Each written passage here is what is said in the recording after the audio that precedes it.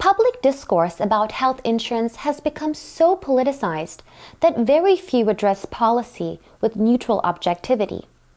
When legislators judge every reform in terms of whether it protects or threatens Obamacare, the people are bound to lose.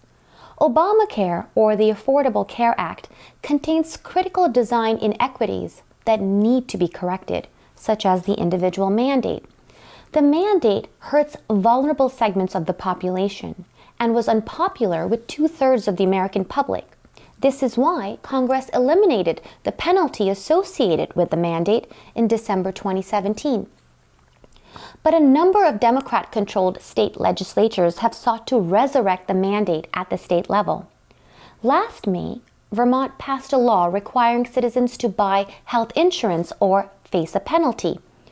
Lawmakers postponed finalizing the nature of the penalty until last November, that is, after the election, by which time a working group was expected to have decided on imposing a tax or some other enforcement mechanism for noncompliance. Now we learn that the House Healthcare Committee has decided that a tax-based penalty ought to be imposed on Vermonters who can't afford health insurance. In addition, the committee has decided that Vermont should eliminate the religious exemption from the mandate that was offered to healthcare sharing ministries by Obamacare.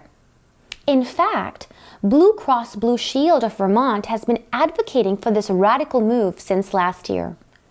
Please note that of the 18 comments submitted by the public to the working group last year, 13 were about protecting the exemption for sharing ministries. A sharing ministry is a religion-based group healthcare arrangement in which the members pool together their money via monthly payments, and then those funds are shared to cover the healthcare costs of the members. Representative Bill Lippert, a Democrat and chair of the House Healthcare Committee, claims that sharing ministries should not be exempted because they do not amount to health insurance. Then why did Obamacare recognize and exempt these groups? Vermonters who belong to sharing ministries contacted me, and one said that his family would have to forego health insurance altogether should this bill pass because his family would be unable to pay into a system that violates their religious convictions. Despite facing such injustice, many Vermonters feel that they cannot speak out lest their families, farms, and businesses face the ire of activists. Political intimidation in Vermont prevents citizens from sharing their legitimate concerns with the public. This is an important reason why today's dialogue has become my monologue. Vermont lawmakers, Democrat and Republican, maintain that an individual mandate is integral to paying for those with pre-existing conditions. They are wrong. Obamacare subsidies, for which 85% of persons on the exchange qualify, pay for the health expenses of Americans with pre-existing conditions, whereas the mandate concentrates these costs on a niche demographic. The mandate penalizes individuals with an annual income between $10,000 and $50,000. People without employer-based health insurance, like small business owners and those juggling multiple part-time jobs, typically younger people, disproportionately paid the penalty when the federal mandate was in place. And now Montpelier is resurrecting this inequitable system. When premiums and out-of-pocket costs greatly exceed the penalty, many forego health coverage. Census data shows that Americans aged between 25 and 34 years form the largest uninsured group. Now, some might argue that younger people do not purchase insurance because they are healthy, but a 2016 Harris poll indicates that they increasingly cannot afford it. Pro-mandate advocates also contend that it will keep the number of uninsured low.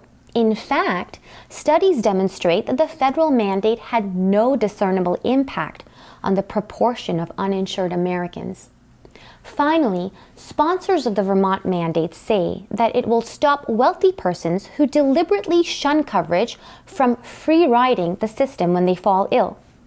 This is another inaccurate claim because free riding accounts for a mere 0.67% of national health care expenditures. Cost-effective alternatives to the mandate exist. One, we can offer slimmed-down plans with low premiums for catastrophic coverage to incentivize the young and healthy to remain in the insurance pool. And two, we can create separate high-risk pools to focus greater subsidies toward the tailored medical care of Americans with pre-existing conditions. Maine operates a very successful invisible high-risk pool, which could serve as a wonderful model for Vermont. We can look after society's most vulnerable without arbitrarily taxing some and depriving all of the freedom to choose. A 2008 Obama campaign mailer sums it up well. Punishing families who can't afford health care to begin with just doesn't make sense.